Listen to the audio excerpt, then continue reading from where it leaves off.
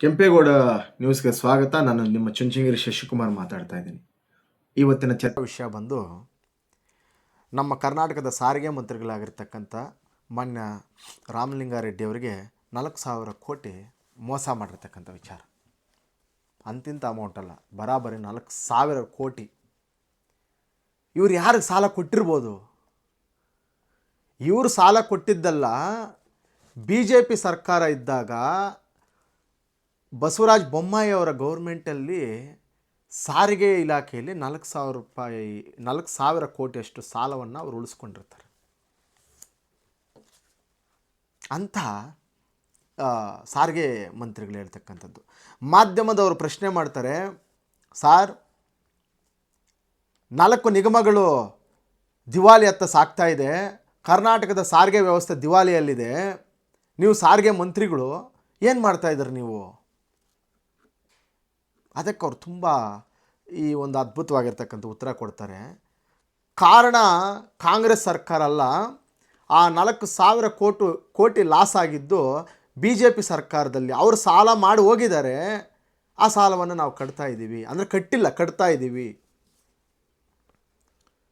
ಪಾಪ ಮಂತ್ರಿಗಳಿಗೆ ಗೊತ್ತಿಲ್ಲ ಅವ್ರು ಸಾಲ ಮಾಡಿದ್ದಾರೆ, ನಾವು ಕಟ್ಟಬೇಕು ಅಂತ. ನೋಡಿ ಪರಿಸ್ಥಿತಿ ಆಗಿದೆ.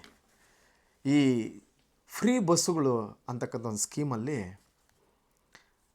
ಸರ್ಕಾರ ಏನೋ ಬಂತು, ಕಾಂಗ್ರೆಸ್ ಕೊಟ್ಟ ಮಾತಂತೆ ಫ್ರೀ ಬಸ್ ಮಾಡ್ತು. ಈಗ ಎಲ್ಲ ಮಹಿಳೆಯರು ಕೂಡ ಬಸ್ಸಲ್ಲಿ ಸುತ್ತಾ ಇದ್ದಾರೆ. ಆದರೆ ಇದರ ಪರಿಣಾಮಗಳೇನಿದೆ, ಸಾಧಕ ಬಾಧಕಗಳೇನಿದ್ದಾವೆ? ಈ ಫ್ರೀ ಕೊಟ್ಟ ಕಾರಣದಿಂದ ಎಂಟೈರ್ ಕರ್ನಾಟಕದ ರಾಜ್ಯ ಸಾರಿಗೆ ನಿಗಮ ದಿವಾಳಿ ಹತ್ರ ಮುನ್ನುಗ್ಗುತ್ತಾ ಇದೆ. ಇದು ಕೂಡ ಆದಾಯ ಮೂಲ ಸರ್ಕಾರಕ್ಕೆ, ಆದರೆ ದಿವಾಳಿ ಹತ್ತ ಮುನ್ನುಗ್ಗುತ್ತಾ ಇದೆ, ದಿವಾಳಿ ಹತ್ತ ಸಾಗ್ತಾ ಇದೆ. ಮತ್ತು ಇದನ್ನು ಅವ್ರು ಡಿಫೆಂಡ್ ಮಾಡ್ತಾರೆ. ಯಾರು ನಮ್ಮ ಸಾರಿಗೆ ಮಂತ್ರಿಗಳು ಏನು ಹೇಳ್ತಾರೆ ಅಂದರೆ, ನಾವು ಕೊಟ್ಟ ಮಾತಿನಂತೆ ನಡೀತಾ ಇದ್ದೀವಿ, ರಾಜ್ಯದಲ್ಲಿ ಹೊಸ ಬಸ್ಸುಗಳು ತಗೊತಾ ಇದ್ದೀವಿ, ಬೇರೆ ಬೇರೆ ಇದಕ್ಕೆಲ್ಲ ಸ್ಯಾಲ್ರಿಗಳು, ಅವರ ಸಿಬ್ಬಂದಿಗೆಲ್ಲ ವೇತನದ ವ್ಯವಸ್ಥೆ ಎಲ್ಲ ಕಡೆ ನಮ್ಮಲ್ಲೇನು ಅಲಿಗೇಷನ್ ಇಲ್ಲ ಅಂತ ಅವರು ಡಿನೈಡ್ ಮಾಡ್ತಾರೆ. ಪ್ರಸ್ತುತ ಪರಿಸ್ಥಿತಿ, ಚಳಿಗಾಲದ ಅಧಿವೇಶನದಲ್ಲಿ ಕರ್ನಾಟಕದ ಹೈಕೋರ್ಟ್ ಏನಾದರೂ ಆದೇಶವನ್ನು ನೀಡದೇ ಇದ್ದಿದ್ದರೆ ಸಾರಿಗೆ ಇಲಾಖೆಗೆ, ಈ ಒಂದು ಅಧಿವೇಶನಕ್ಕೆ ಸಾರಿಗೆ ನೌಕರರ ಮುಷ್ಕರ ಕಾಡ್ತಾ ಇತ್ತು, ಅದರ ಬಿಸಿ ತಡ್ತಾ ಇತ್ತು. ಅವ್ರು ಮುಷ್ಕರ ಮಾಡೋರು, ಹೋರಾಟಕ್ಕೆ ಇಳಿದು ಬಿಡೋರು. ಇಷ್ಟೊತ್ತಿಗೆ ಬಸ್ಸುಗಳೆಲ್ಲ ನಿಂತೋಗಿರು. ಯಾಕೆ? 48 ತಿಂಗಳ ಕಾಲ ಬಾಕಿ ಮೊತ್ತವನ್ನು ನಮಗೆ ಪಾವತಿಸಬೇಕು, ಇಲ್ಲಾಂದರೆ ನಾವು ಕೆಲಸ ಮಾಡೋದಿಲ್ಲ ಅಂತ ಅವತ್ತು ಖಡಾಖಂಡಿತವಾಗಿ ಅವ್ರು ತಿಳಿಸಿದರು. ಆದರೆ ಹೈಕೋರ್ಟು ಪದೇ ಪದೇ ನಿಮ್ದು ಇದೇ ಆಯ್ತಲ್ಲ, ಸರ್ಕಾರ ಮಧ್ಯಸ್ಥಿಕೆ ಬಂದು ಅದೇನಾದರೂ ಮಾಡಿ ಅಲ್ಲಿ ತನಕ ನೀವು ಧರಣಿಗಳು ಮಾಡಬಾರ್ದು, ಪ್ರತಿಭಟನೆ ಮಾಡಬಾರ್ದು ಅಂತ ಆ ನಿಗಮಗಳಿಗೆ ಒಂದು ಆದೇಶವನ್ನು ಕೊಡ್ತು. ಆ ಆದೇಶಕ್ಕೆ ಒಳಪಟ್ಟು ಪಾಪ ಅವರ 100 ಕಷ್ಟ ಇರಲಿ, ಯಾವ ಸರ್ಕಾರ ಬಂದರೂ ಅವ್ರು ಇವೇ ಕಷ್ಟ. ಎಂತೆಂಥ ಬಂಧುಗಳು ಮಾಡಿ, ಏನೇನೋ ಮಾಡಿ, ಒಂದು ಸತಿ ತಟ್ಟೆ ಎತ್ಕೊಂಡು ಭಿಕ್ಷೆ ಬೇಡಿ ಕೊಡಿ ಸರ್. ಯಾವುದಾದ್ರೂ ಸರ್ಕಾರ ನಮ್ಮ ಆರೋಗ್ಯದ ವ್ಯವಸ್ಥೆ, ನಮಗೆ ಜೀವ ವಿಮೆಗಳಾಗಿರ್ಬೋದು, ನಮ್ಮ ಮನೆಗಳಿಗಾಗಿರ್ಬೋದು ತುಂಬ ಕಷ್ಟ ಇದೆ, ಅವೆಲ್ಲ ನಿಭಾಯಿಸ್ಕೊಡಿ ಅಂತ ಕೇಳ್ತೀವಿ ನಾವು. ಆದರೆ ಇವ್ರು ಹೇಳ್ತಾರೆ, ನಮ್ಮ ಸರ್ಕಾರದಲ್ಲಿ ಎಲ್ಲ ಚೆನ್ನಾಗಿದೆ, ನಾವು BJP ಅವ್ರ ಥರ ಅಲ್ಲ, ನಾವು ಇಷ್ಟೆಲ್ಲ ಇದ್ದಿದ್ರೂ ಅವ್ರು ಸಂಬಳ ಕೊಡೋಕ್ಕೂ ಆಗ್ತಾ ಇರಲಿಲ್ಲ, ಅದು ಮಾಡೋಕ್ಕಾಗ್ತಾ ಇರಲಿಲ್ಲ, ನಿಮ್ಮ ಅನುಕೂಲಗಳು ನೋಡ್ತಾ ಇರಲಿಲ್ಲ, ನಾವು ಇವಾಗೆಲ್ಲವನ್ನೂ ಕೊಟ್ಕೊಂಡು ಫ್ರೀ ಬಸ್ಗಳು ಕೂಡ ನಡೆಸ್ತಾ ಇದ್ದೀವಿ ಅಂತ ಕಾಂಗ್ರೆಸ್ ವಾದನೆ. ಅಂದರೆ ರಾಮಲಿಂಗಾರೆಡ್ಡಿ ಸರ್ ಹೇಳಿದ್ದು. ಜೊತೆಗೆ ಏನಾಗ್ತದೆ, ಹೆಚ್ಚಿಗೆ ಬಸ್ಸುಗಳು ಕೊಡಿ. ಈಗ ಫ್ರೀ ಬಸ್ಸುಗಳು ಅಂತ ಹೇಳಿದ್ರೆ, ಫ್ರೀ ಬಸ್ಸಲ್ಲಿ ಈಗ ಹೆಂಗಾಗೋಗಿದೆ, ಫ್ರೀ ಅಂತೇಳಿದರೆ ಕಮ್ಮಿ ಮಾಡಿದ್ದಾರೆ. ನೋಡ್ರಿ ಇದು ಹೆಂಗಿದೆ, ಫ್ರೀ ಬಸ್ಸು ಕಮ್ಮಿ, ಒಂದಷ್ಟು ಟೈಮ್ ಕಾದರೆ 1-2 ಬರ್ತವೆ, ಎಲ್ಲ ಮಹಿಳೆಯರು ತುಂಬಿರ್ತಾರೆ. ಅದಕ್ಕೆ ಗಂಡಸ್ರಿಗಂತೂ ಜಾಗನೇ ಇಲ್ಲ, ಶಾಲಾ ಮಕ್ಕಳದಂತೂ ಕೇಳೋ ಪರಿಸ್ಥಿತಿನೇ ಇಲ್ಲ. ಯಾರಿಗೆ ಮಾಡಬೇಕಾಗಿದೆ ನೀವು ಫ್ರೀ? ಅದು ಕೂಡ ದೊಡ್ಡ ಪ್ರಶ್ನೆ ಆಗಿದೆ. ಮತ್ತು ಈ ಕಾಂಗ್ರೆಸ್ ಸರ್ಕಾರ ಸರ್ ಫ್ರೀ ಮಾಡಿ ರಾಜ್ಯ ದಿವಾಳಿ ಆಗಿದೆ ಅಂತೇಳ್ಬಿಟ್ಟು BJP ಅವರು ಆರೋಪ ಮಾಡ್ತಾ ಇದ್ದಾರೆ ಅಂತ ಯಾರು ಕೇಳಿದರೆ, ಇಲ್ಲ, ಅವರಿಗೆ ಹೊಟ್ಟೆ ಉರಿ. ಯಾರಿಗೆ? ಬಿ ಜೆ ಪಿಯವರಿಗೆ, ವಿರೋಧ ಪಕ್ಷದವರಿಗೆ ಹೊಟ್ಟೆ ಉರಿ. ಕಾಂಗ್ರೆಸ್ಸು ಎಲ್ಲರಿಗೂ ಬಡವರಿಗೆ ಸೇವೆ ಮಾಡ್ತಾಯಿದೆ, ಅದನ್ನು ಸಹಿಸ್ಲಿಕ್ಕೆ ಆಗದೇ ಬಿ ಜೆ ಪಿ ಪಕ್ಷಕ್ಕೆ ಹೊಟ್ಟೆ ಉರಿ ಅಂತೇಳ್ಬಿಟ್ಟು ಕಾಂಗ್ರೆಸ್ ವಾದನೆ. ಅದಕ್ಕೆ ಒಂದು ಮಾತು ಏನಂದರೆ, ನಿಜ ಬಿ ಜೆ ಪಿ ಪಕ್ಷಕ್ಕೆ ಹೊಟ್ಟೆ ಉರಿನೇ, ಅದು ಒಪ್ಕೊಬೇಕಲ್ಲ, ಇಲ್ಲ ರಾಜ್ಯದ ಜನತೆ ಕೂಡ ಒಪ್ಕೊಬೇಕು. ಕಾರಣ 3 ವರ್ಷ ಅಕ್ಕಿ ಫ್ರೀಯಾಗಿ ಕೊಟ್ಟು ಚುನಾವಣೆ ಸಮಯದಲ್ಲಿ 3 ತಿಂಗಳು ನಿಲ್ಲಿಸಿರ್ತಕ್ಕಂಥ ಪಕ್ಷ ಅದು. ಕಾಂಗ್ರೆಸ್ ಅಷ್ಟು ಬುದ್ಧಿವಂತಿಕೆ ಇಲ್ಲದೆ ಇರೋ ಪಕ್ಷ ಬಿ ಜೆ ಪಿ. ಇದರಷ್ಟು ಟ್ಯಾಲೆಂಟ್ ಇಲ್ಲ ಅದಕ್ಕೆ. ರಾಜ್ಯಾನ್ಯ ಉಳಿಸ್ಬೇಕಾಗಿದೆ. ನಮ್ಮ ಈ ರಾಜ್ಯದ ಸಂಪನ್ಮೂಲಗಳು ಯಾಕೆ ಕ್ರೋಢೀಕರಿಸಿ ಅಭಿವೃದ್ಧಿ ಮಾಡಬೇಕಾಗಿದೆ. ಫ್ರೀಯಾಗಿ ಹಂಚ್ಬೇಕವು. ಅಭಿವೃದ್ಧಿ ಏನು ಜನಕ್ಕೆ ಕೊಡ್ತಾ ಇರಬೇಕಷ್ಟೆ. ಈ ಒಂದು ಉದ್ದೇಶ ಕಾಂಗ್ರೆಸ್ದು. ಬಿ ಜೆ ಪಿ ಉದ್ದೇಶ ಏನು? ಸುದೀರ್ಘವಾಗಿರ್ತಕ್ಕಂಥ ಒಂದು ಅಭಿವೃದ್ಧಿ ವ್ಯವಸ್ಥೆಯನ್ನು ಈ ರಾಜ್ಯದಲ್ಲಿ ತರಬೇಕಾಗಿದೆ.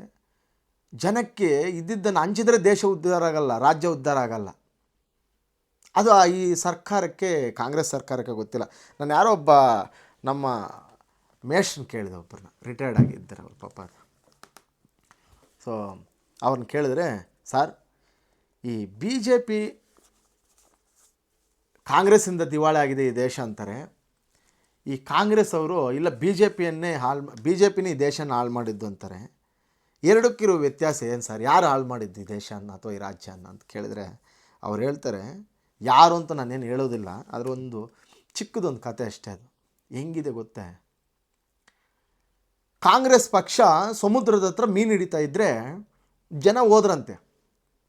ಜನ ಹೋಗಿ ನಮಗೆ ಮೀನು ಕೊಡ್ತೀರಾ ಅಂತ ಕೇಳಿದರೆ ಕಾಂಗ್ರೆಸ್ ಪಕ್ಷನ ಎಲ್ಲ ಬಂದವ್ರಿಗೆಲ್ಲ 2 ಮೀನು, ಒಂದು ಅರ್ಧ KG ಇತ್ತೇನೋ, 2 ಮೀನು ಎಲ್ಲ ಹಾಕ್ಬಿಟ್ಟು, ನಾವು ನಿಮ್ಮ ಮೇಲೆ ತುಂಬ ಪ್ರೀತಿ ಇದೆ, ಒಂಥರ ಏನೋ ಒಂದು ಅದನ್ನೇನಂತೀವಿ, ಭ್ರಮೆ ಅಂತಲ್ಲ, ಏನೋ ನಾವೇ ದಾನ ಮಾಡ್ದಂಗೆ 2 ಒಂದೊಂದು ಕವರ್ಗೆ 2 ಮೀನು ಹಾಕ್ಬಿಟ್ರೆ ಈ ಜನಕ್ಕೆ ತುಂಬ ಸಂತೋಷ. ಅಯ್ಯೋ, ಮೀನು ಎಷ್ಟು ಕಷ್ಟಪಟ್ಟು ಹಿಡಿಬೇಕಾಗಿತ್ತು. ಕಾಂಗ್ರೆಸ್ ನೋಡಿದ್ರೆ ಎಲ್ಲ ಕೇಳಿದವ್ರಿಗೆಲ್ಲ 2 ಮೀನು ಹಾಕ್ಬಿಡ್ತಲ್ಲ, ಇದರಷ್ಟು ಒಳ್ಳೇದು ಯಾವುದಿಲ್ಲ. ಸರಿ ಆಯಿತು. ಮತ್ತು ಬಿ ಜೆ ಪಿ ಅದೇ ಸಮುದ್ರದಲ್ಲಿ ಮೀನು ಹಿಡಿತಾ ಇದೆಯಂತೆ. ಇನ್ನೊಂದು ದಿವಸ ಜನ ಹೋದ್ರಂತೆ, ಸರ್ ನಮಗೆ ಮೀನು ಬೇಕು ಸರ್, ಮೀನು ಬೇಕು ಸರ್. ನಾವೆಲ್ಲ ಮೀನು ಕೊಡಲ್ಲ, ನೀವು ಹಿಡ್ಕೊಬೇಕು ನಮ್ಮ ಥರ. ಮೀನು ಹಿಡಿಯೋದನ್ನು ನೀವು ಕಲಿಬೇಕು, ನಾವು ಕೊಡೋದಿಲ್ಲ ಅಂತ ಬಿ ಜೆ ಪಿ ಹೇಳ್ತಂತೆ. ಸೊ ಈ ಜನಕ್ಕೆ ದ್ವೇಷ. ಎಷ್ಟು ಕಷ್ಟ ಇದೆ ಮೀನು ಹಿಡಿಯೋದು. ನಾವು ಹಗಲೊತ್ತೆಲ್ಲ ಅಲ್ಲಿ ಕುತ್ಕೊಂಡಿರೋಕ್ಕಾಗುತ್ತಾ? 2 ಮೀನು ಕೊಟ್ಟಿದ್ರೆ ಏನಾಗೋದು ಕಾಂಗ್ರೆಸ್ ಪಕ್ಷದ ಥರ? ಆ ಒಂದು ಗತಿ ಈ ಜನಕ್ಕೆ ಕಾಡ್ತಾ ಇದೆ. ಮುಂದೆ ಕೂಡ ತುಂಬ ಡೇಂಜರ್ ಝೋನಲ್ಲಿದ್ದಾರೆ ಜನ, ಅನ್ಕೊಬೋದು. ಭಾರಿ ಭಾರಿ ಕಷ್ಟ ಇದೆ, ಹೇಳ್ಬಾರ್ದು ಅಷ್ಟೇ ಅದು. ಹಾಗಾಗಿ ಈ ಒಂದು ಚಿಕ್ಕ ಕಥೆಯನ್ನು ಹೇಳಿದಾಗ ನನಗೆ ನೆನಪಾಗುತ್ತೆ, ಜನಕ್ಕೆ ಏನು ಕೊಡಬೇಕಾಗಿದೆ ನಾವು. ಮೀನು ಕೊಡಬಾರ್ದಿಲ್ಲಿ, ಮೀನು ಹಿಡಿಯೋದನ್ನು ಕಳಿಸ್ಬೇಕು. ಕಾಂಗ್ರೆಸ್ ಮಾಡ್ತಾ ಇದೆಯಾ? ಮಾಡ್ತಾ ಇಲ್ಲ. ಹೇಳ್ತಾ ಇದೆ ಏನು, ಸಿಬ್ಬಂದಿಗೆ ಸಂಬಳ ಇಲ್ಲ. ಹೈಕೋರ್ಟ್ ಹೇಳಿದ್ದಕ್ಕೆ ಅವರೇನೋ ಮುಷ್ಕರ ನಿಲ್ಲಿಸ್ಬಿಟ್ರು, ಇಲ್ಲ ಚಳಿಗಾಲ ಅಧಿವೇಶನದಲ್ಲಿ ಆ ಗಲಾಟೆಗಳೇ ನಡೀತಾ ಇತ್ತು. ಇಷ್ಟೆಲ್ಲ ಇದ್ದರೂ ಕೂಡ ಬಸ್ಸುಗಳು ಯಾವ್ಯಾವ ಜಿಲ್ಲೆಗಳು ಕೂಡ ಸರಿಯಾದ ಸಮಯಕ್ಕೆ ಬಸ್ಸುಗಳಿಲ್ಲ. ಸಾರ್, ನಮ್ಮ ರಾಮಲಿಂಗಾರೆಡ್ಡಿ ಸಾರ್ 4,000 ಕೋಟಿನೋ ಇಲ್ಲ 4 ನಿಗಮಗಳು ದಿವಾಳಿ ಆಗಿ ಬಿದ್ದೋಗ್ತಾವೋ ಗೊತ್ತಿಲ್ಲ ಜನಕ್ಕೇನು ಗೊತ್ತಾಗುತ್ತೆ ಸರ್ ಅವರು. ಆದರೆ ಆ ಬಸ್ಸುಗಳೊಂದು ಸ್ವಲ್ಪ ಟೈಮ್ ಸರಿಯಾಗಿ ಹಾಕಿ ಸರ್. ಶಾಲಾ ಮಕ್ಕಳಿಗೆ 6 ಗಂಟೆಗೆ ಮಕ್ಕಳಿರಬೇಕಾಗಿರೋ ಮನೆಗಳಲ್ಲಿ 9 ಗಂಟೆ ತನಕ ಅವ್ರಿಗೋಸ್ಕರ ಕಾಯುವ ಪರಿಸ್ಥಿತಿ ಆಗಿದೆ ರಾಜ್ಯದಲ್ಲಿ. ಬೇಕಾದ್ರೆ ಸರ್ವೆ ಮಾಡಿ, ಯಾವ ಜಿಲ್ಲೆಯಲ್ಲೂ ಕೂಡ ನಮ್ಮ ರಾಜ್ಯದಲ್ಲಿ ಸಮಯಕ್ಕೆ ಸರಿಯಾಗಿ ಬಸ್ಸುಗಳಿಲ್ಲ. ನಿಜ, ಫ್ಯಾಕ್ಟ್ ಇದು. ಮತ್ತು ಏನು ಫ್ರೀ ಕೊಟ್ಟು ಏನು ಬಂತು? ಹೋಗಲಿ, ಫ್ರೀ ಯಾರು ಕೊಡಬೇಕಾಗಿತ್ತು? ನೀವು ಶಾಲಾ ಮಕ್ಕಳು ಕೊಡಬೇಕು, ಇಲ್ಲ ವಯಸ್ಸಾದವ್ರು ಕೊಡಬೇಕಾಗಿತ್ತು, ಇಲ್ಲ ಬೇರೆ ನಿಮ್ಮ ಯಾವುದಾದ್ರು ಸಿಬ್ಬಂದಿ ಒಂದು ವರ್ಗ ಇದ್ದರೆ ಅಧಿಕಾರಿಗಳದ್ದು ಅವ್ರಿಗೊಂದು ವರ್ಗಕ್ಕೆ ಕೊಡಬೇಕಾಗಿತ್ತು. ಫ್ರೀ ಅಂತೇಳಿ ಈ ಮಟ್ಟಕ್ಕ 9 ಗಂಟೆ ಆದರೂ ಹೆಣ್ಮಕ್ಳು ಮನೆಗೆ ಬರ್ತಾ ಇಲ್ಲ. ಕಾರಣ ಬಸ್ಸುಗಳ ಸಮಸ್ಯೆ. ಒಂದೊಂದು ಬರ್ತಾವೆ, ಎಷ್ಟು ರಶ್ ಗೊತ್ತಾ ಬಸ್ಸಲ್ಲೇ, ಮಕ್ಕಳು ಹತ್ತಕ್ಕಾಗಲ್ಲ.